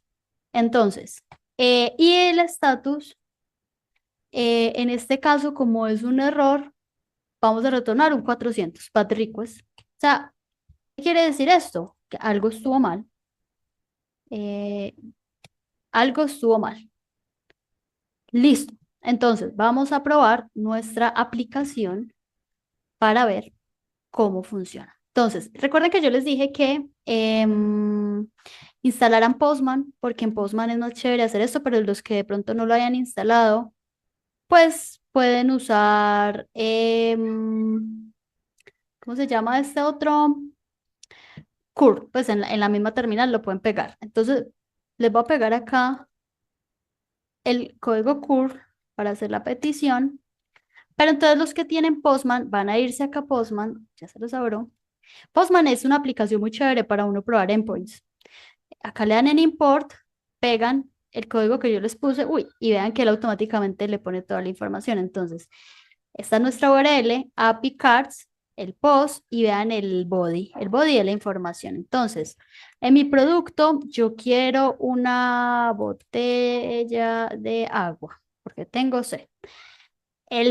Una botella de agua acá en Colombia vale 5.000 pesos. Y voy a comprarme unas 10 porque tengo mucha sed. Por acá, por acá, por acá. Voy a mirar las preguntas. Dice, car item object all me dice class car item has no objects member. O alguno más le pasa. Volvamos acá. Esto, ¿esto te pasa al correrlo? O después, porque él sí sacas es como un warning, o sea, no es un error como tal, ¿cierto? Entonces, si es solo este warning, no le parece bolas que él igual va a correr. Es solo como un warning que él pone porque no hace bien como el import, ¿cierto? Pero este objects viene desde acá en el modelo del modelo. El modelo tiene un atributo objects. Entonces, por ese lado, no te preocupes. Si es un warning, no hay problema. Curl es el código de Postman, sí. Curl es como la petición que uno hace. En este caso confiamos que viene data en el request, pero si no pasan data o body, ¿debe explotar el serializador? Sí, David, debe explotar el serializador. Por acá nos dice Pablo que podemos usar la extensión Thunder Client en Visual Studio Code. Entonces sí, pues otras opciones. A mí me gusta mucho Postman porque es muy gráfico, pero pues son otras opciones. Entonces, acá vamos a enviarla. Ay, la enviamos, vean qué bonito. 201 created, el status success y me devuelve la data que guardé, ¿cierto? Miren que el ID es 2 porque ya habíamos creado uno que era la pizza y funcionó. Pero, ¿qué pasa si acá por ejemplo, lo que quería alguien, que no enviamos un body, démosle send. Miren, miren qué interesante. Me devolvió el 400 bar request y miren la data, me dice qué falló. Y esto que ustedes están viendo acá, dice Product Name, this field is required. Product Price, this field is required. Esto lo retorna automáticamente el serializador, ¿cierto? ¿Por qué? Porque miren que acá, cuando nosotros definimos nuestro serializador, vean que yo no le puse require false, yo lo dejé así. ¿Qué quiere decir? Que por defecto ellos son requeridos. Si le pongo require false, quiere decir que no es requerido. Entonces vean que él automáticamente, cuando yo lo serializo, me hace la validación en el is valid, me valida y si está mal, retorna su 400 y le dice, estos son los campos que están mal. Entonces así el cliente puede decir, ah, es que no le estoy mandando un body, por eso está fallando, ¿cierto? Ay, bueno, Z. ¿Cierto? Entonces vean el poder que tienen los serializadores. Por acá nos dice David, ahora entiendo cuando decís que Django es más robusto. Sí, mira que acá yo solo estoy importando una clase y me está agregando un montón de cosas que yo no, ni me tengo que preocupar por eso.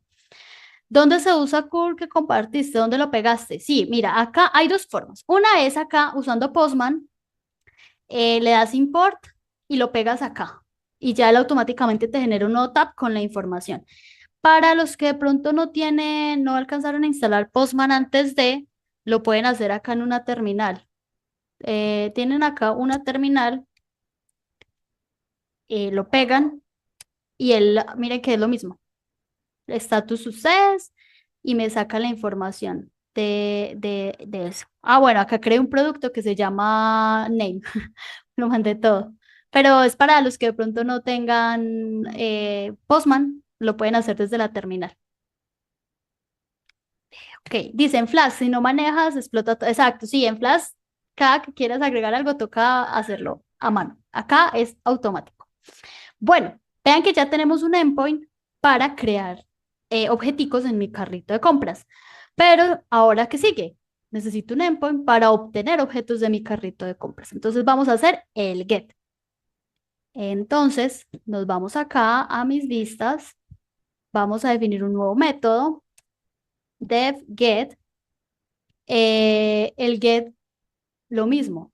¿Qué recibe? Recibe un request, recibe un ID, que por defecto lo vamos a poner como none, por si no nos mandan un ID, ¿cierto? Porque puede pasar que quieran obtener todos los elementos del carrito de compras, ¿cierto?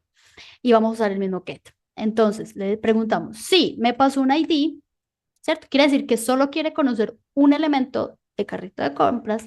Entonces, ¿qué vamos a hacer? Primero vamos a obtener el endpoint. Entonces, le decimos cart item.objects.get. Esto sería como un select from where ID es igual a algo. ID es igual a ese ID que me pasaron. Y ese objeto ya lo voy a serializar.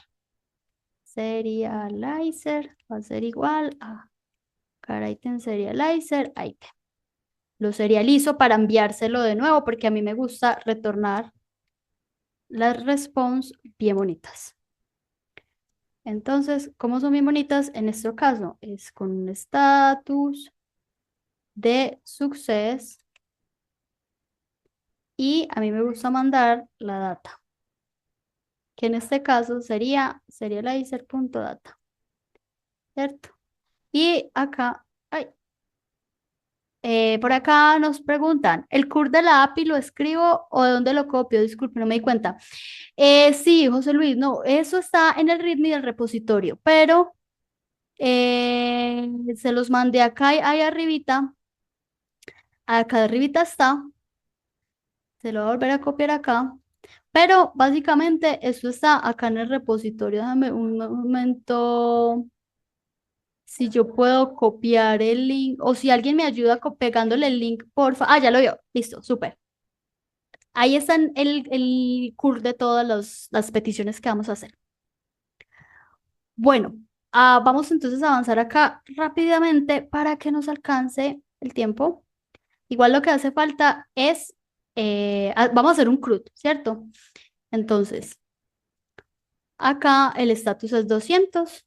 Entonces, status igual a status.http. Ay, 200, ok, ¿cierto? Entonces, acá es si obtengo un objeto. Pero ¿qué pasa? Eh, si no necesito un objeto, sino que necesito todos los objetos de mi base de datos, entonces, ¿cómo lo llamo? Lo mismo, objects.all y acá hago exactamente lo mismo que hice acá, lo voy a copiar y lo voy a pegar porque es lo mismo. ¿Qué va a cambiar? Que acá el serializador le envío los objetos y le envío este atributo, many igual a true. Acá le estoy diciendo que va a recibir muchos elementos, no solo uno, solo con este many true. Y de resto es exactamente lo mismo. Entonces, ¿cómo lo vamos a hacer? Por acá, copiemos el otro curl de los car items, hacemos lo mismo, copiamos por acá, import, pegar y le damos send. Y vean que nos retorna todos los elementos que nosotros tenemos, la pizza, la botella de agua y el nombre, que fue el que se nos fue de último. Pero si yo quiero obtener, por ejemplo, solo la pizza, acá le doy 1 y enviar y vea que me trae la información solo de la pizza. Miren que esas dos funcionalidades él las está haciendo solito, ay, con este método que tenemos acá, ¿cierto? Eh, eh, eh, Súper. ¿Cómo lo ven hasta ahí?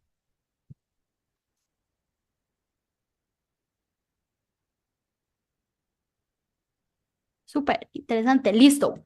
vamos a hacer entonces ahora el patch y el delete. Las vamos a hacer y ya después los probamos. Entonces, lo mismo, def, patch, recibimos el request, le enviamos el ID, que va a ser por defecto none.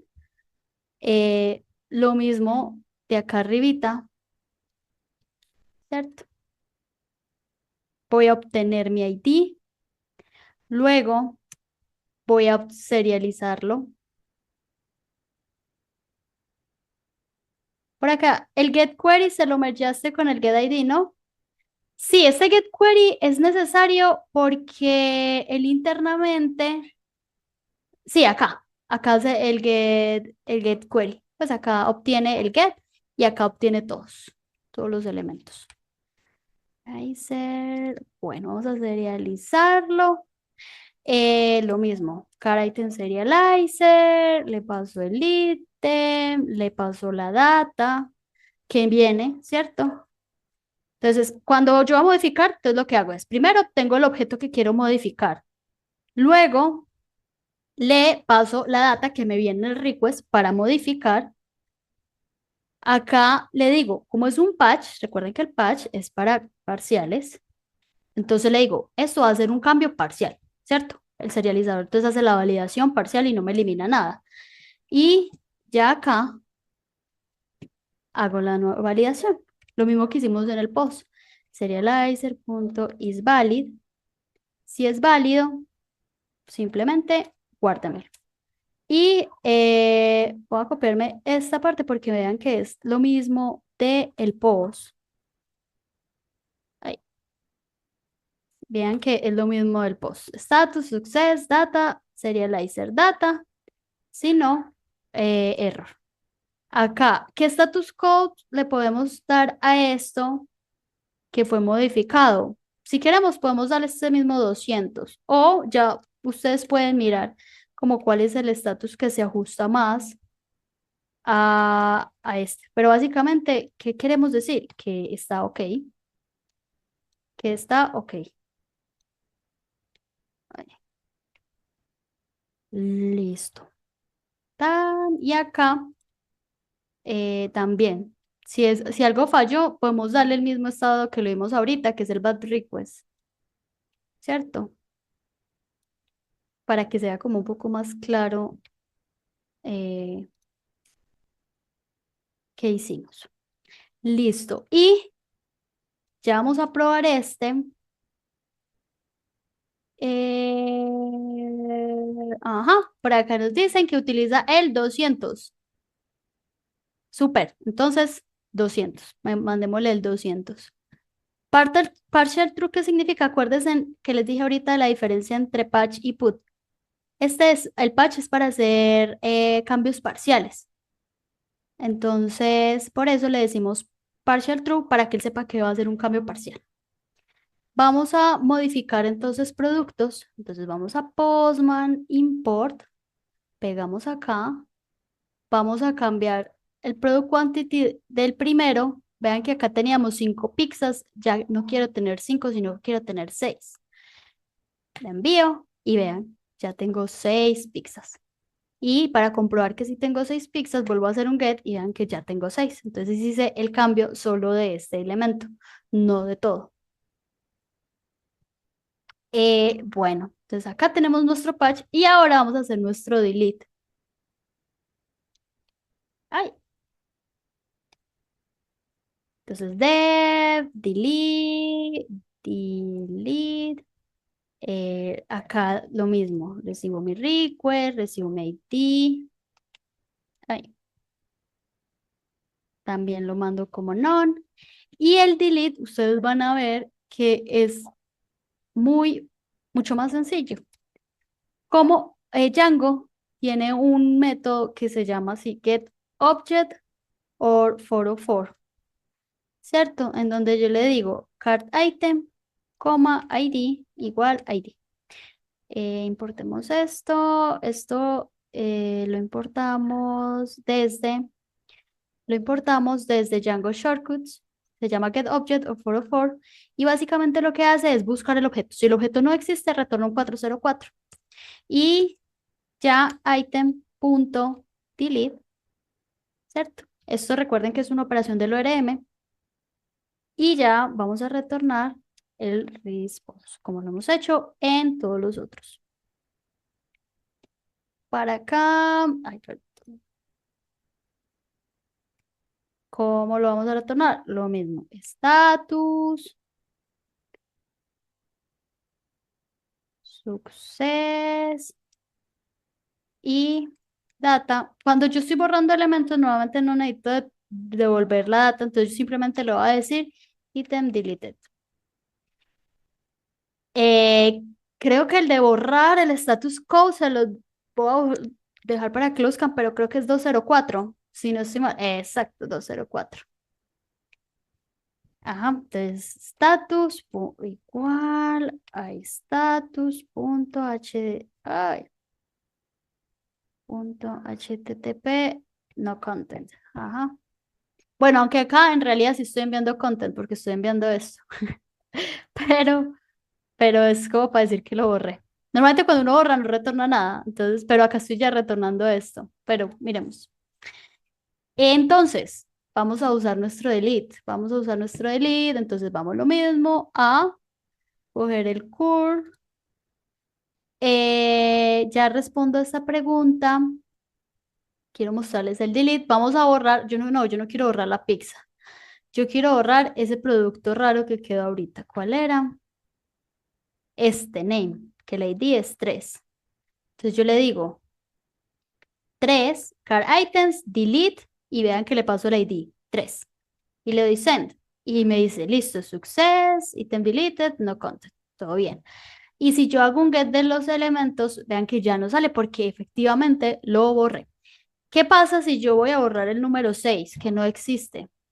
Vean que él me saca 404 no found y me dice no car item match the given query. O sea, no existe. Vean, entonces eso hace parte de la magia que le agrega tener un framework como Django y Django REST Framework, que ya yo puedo obtener muchas funcionalidades simplemente con importar una clase que ya fue creado pues como por otra persona y tiene toda esa lógica adicional.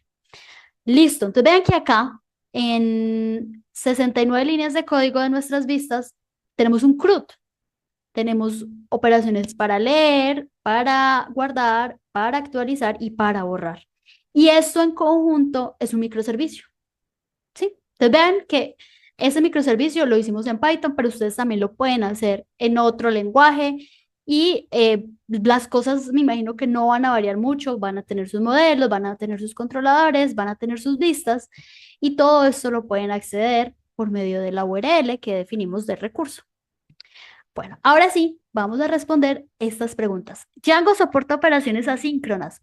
Yo sé que no sé si hoy en día ya lo hace nativamente, pero yo recuerdo que en algún momento alguien me comentó que estaba usando operaciones asíncronas y usaba algo que se llama Django Channels, si no estoy mal, y con eso creo que lo lograba. O sea, sería agregarle una librería adicional que lo haga. No estoy segura si ya lo hace nativamente. Creo que cuando mucha gente necesita cosas asíncronas se van para Fast API, que sí lo hace nativamente. El patch no le funciona. Guillermo, ¿qué error te sale? Si quieres, compara tu código con este. Te lo voy a dejar acá en pantalla mientras tanto para ver si de pronto faltó algo. Consulta, para obtener datos de la cabecera, ejemplo, un token se debería hacer en el serializer. No, normalmente para obtener los headers uno los hace acá al request. Uno pone request.headers y ya puedes obtener los datos adicionales de la cabecera. O sea, lo haces antes de. O incluso también lo que hace uno normalmente es que usa los decoradores. No sé si ya tengan experiencia con decoradores, si no busca ese tema de decoradores, en donde en el decorador yo puedo validar si, por ejemplo, un usuario está autorizado o no, mirando el token, un token de autorización, por ejemplo, de Bearer, que acá en este authorization, y si tú le dices Bearer token, él automáticamente le envía un token de Bearer, ¿cierto? Por ejemplo, hagamos un ensayo para mostrarles, para que ensayemos. Vamos a imprimir el request acá y vamos a enviarle acá no, mirror solito. Este token X que yo me envié y vamos a enviarlo. Vean que si yo vengo acá, bueno, request y pongámosle punto headers, creo que es. Venga, miremos, les puedo estar mintiendo, si no, les quedo debiendo este dato. Sí, mira que punto header, request.header se manda todos los headers.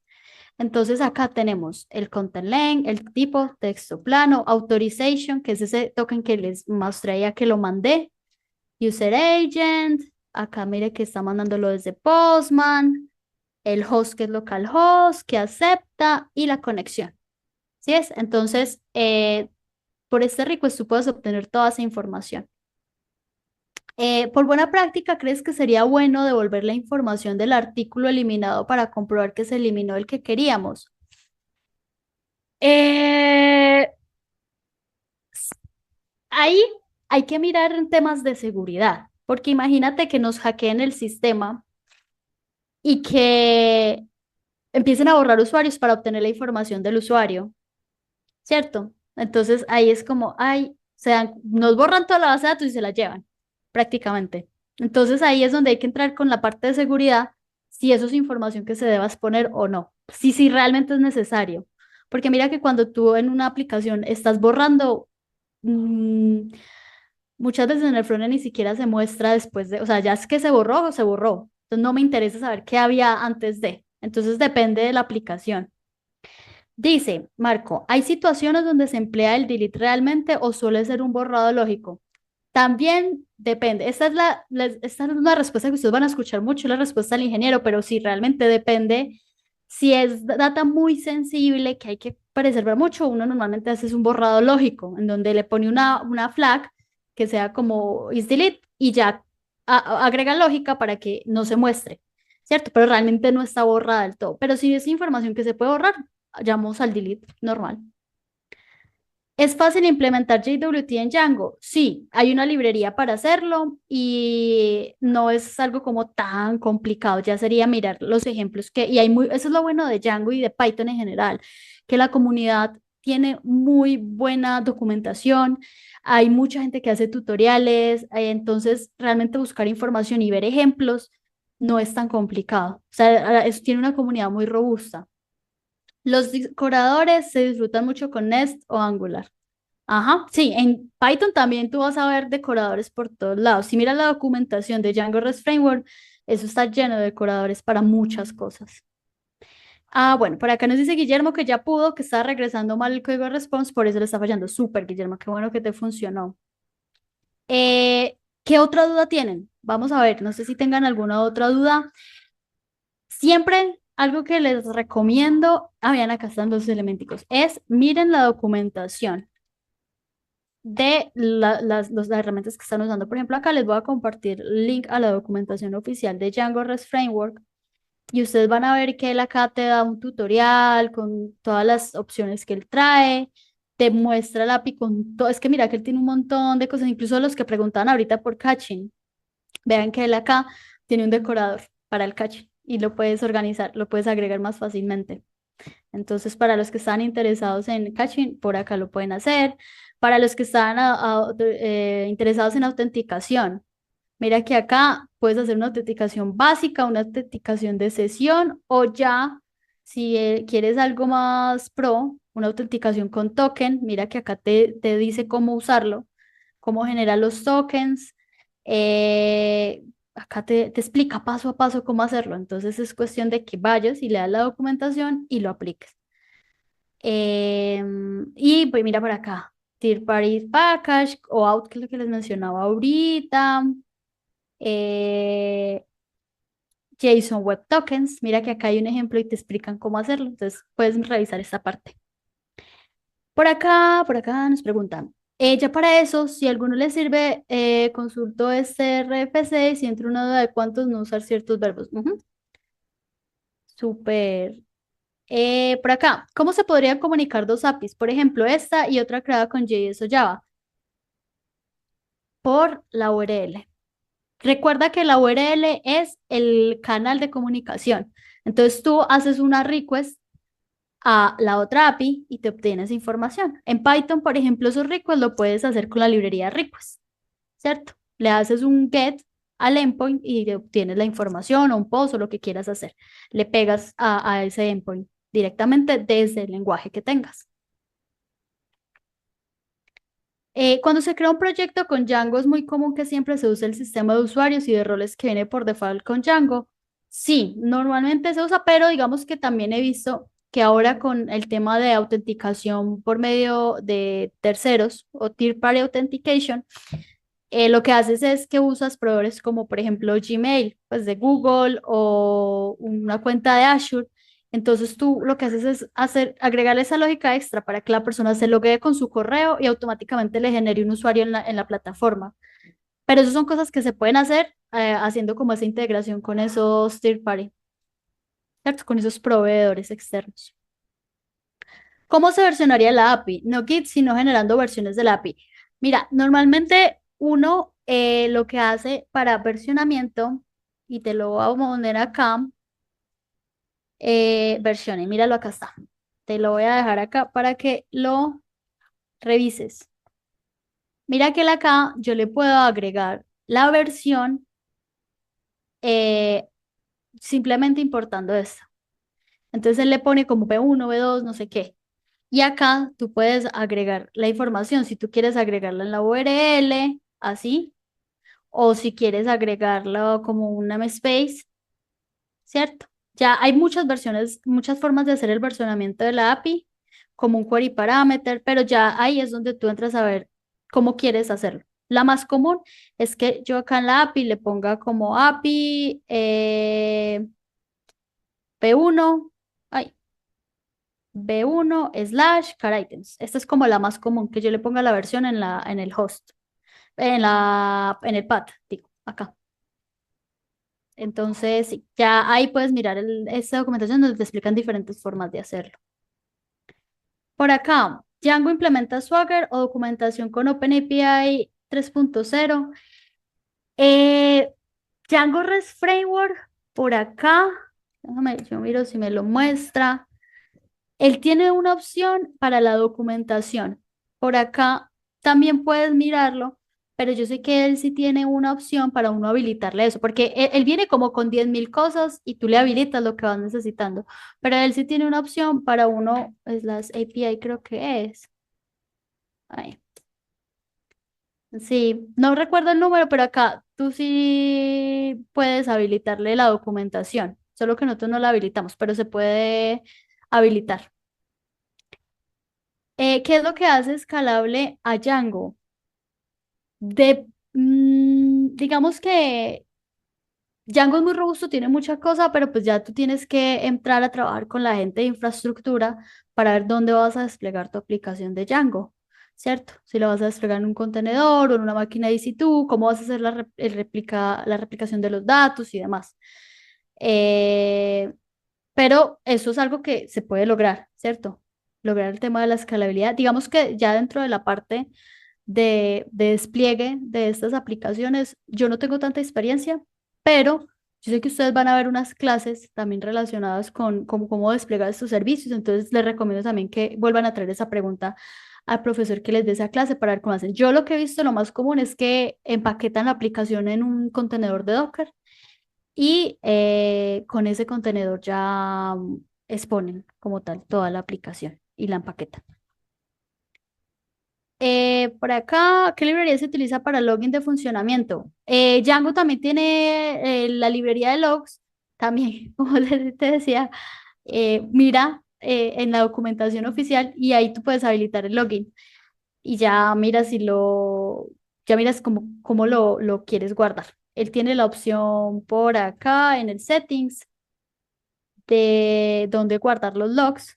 No sé si se lo tenga, no, no lo tiene, pero uno acá en los settings le pone esa información de dónde quieres guardar los logs de tu aplicación y él te los guarda en donde tú lo configures.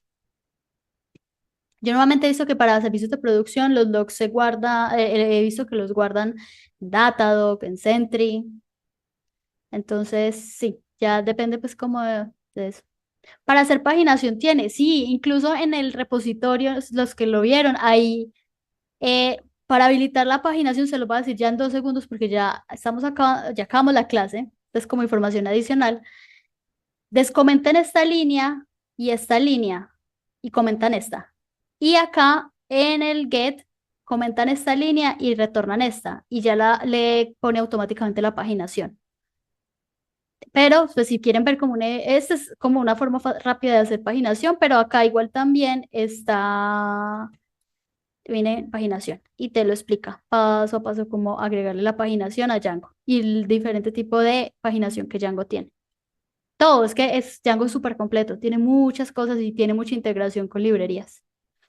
Bueno, chicos, espero que les haya gustado la clase.